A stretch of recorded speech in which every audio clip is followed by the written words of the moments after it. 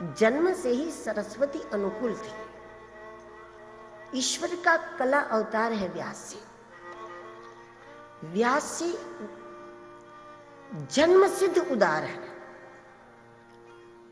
उनके मन में नित्य ये बात निरंतर बनी रहती है कि जो आनंद मुझे मिलता है वो पूरे जगत को मिलना चाहिए। जो सुख मुझे मिलता है वो पूरे विश्व को मिलना चाहिए।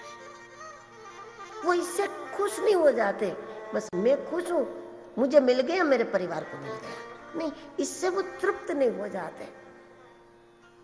व्यास जी विश्व को परिवार मानते हैं। व्यास जी का व्यास बहुत बड़ा है। हम लोगों का व्यास इतना छोटा है कि मैं और मेरा परिवार, बस हम लोगों के व्यास में 5-25 लोग आ जाते हैं, जबकि संतों का व्यास बहुत बड़ा है। मोह कहीं भी किसी से नहीं होता, लेकिन व्यास बड़ा होता है। उनका परिवार इतना छोटा नहीं होता। जो आनंद मुझे मिलता है वो पूरे जगत को मिलना चाहिए। इस मनोदशा से भागवत निकलता है, इस भूमिका से भागवत निकलता है। पूरे विश्व का भला कैसे हो।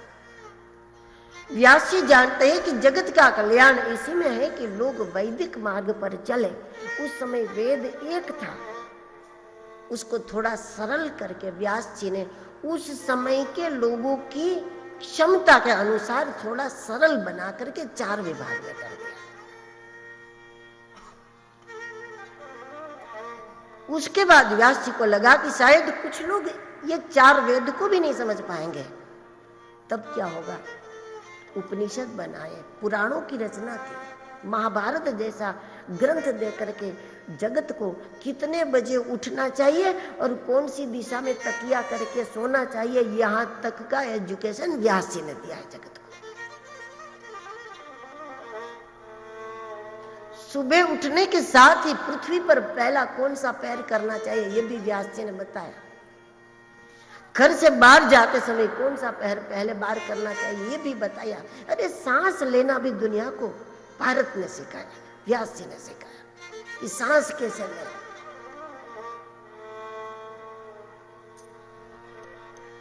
इतना कुछ देने के बाद भी व्यास जी को ऐसा लग नहीं रहा था जितना मैं प्रयास कर रहा हूं उतना लोगों तक पहुंच रहा है, लोगों का इतना भला हो रहा है, ऐसा लग नहीं रहा था।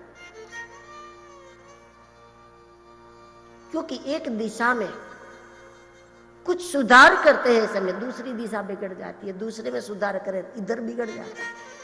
और व्यास जी का स्वप्न है कि स्वर्ग सम संसार हो, ये जगत स्वर्ग जैसा हो, कोई दुखी ना हो, कोई किसी के दबाव में ना हो, कोई किसी पर अत्याचार न कर रहा हो, कोई किसी को पीड़ा न दे रहा हो। पूरा जगत जीव मात्र अपनी अपनी निजता में अपनी अपनी स्वतंत्रता का आनंद क्यों न ले, क्यों ऐसा नहीं हो रहा? मेरे प्रयास में क्या कमी है? अब जब उम्र भी बढ़ गई, व्यास जी को लगा कि समय खत्म हो जाएगा, मेरी आयु खत्म हो जाएगी, जिसके लिए मैं आया हूं वो काम हो नहीं रहा। प्रयास तो पूरा है, दिन रात है, लेकिन परिणाम नहीं दिख रहा। और तब व्यास जी चिंतित हो गए। व्यास जी की चिंता का कोई कारण ऐसा नहीं था कि मेरा क्या होगा, उनकी चिंता का कारण है जगत का क्या होगा। और जगत की चिंता करने वाले संत स्वयं चिंतामणि का रूप हो, वो प्रत्यक्ष चिंतामणि है, जिनको अपनी कोई चिंता नहीं है, कल के लिए नहीं सोचता संत, मेरा क्या होगा नहीं है, जगत का क्या होगा। और जब जगत की चिंता कोई करता है तो अस्तित्व उसकी मदद करता है।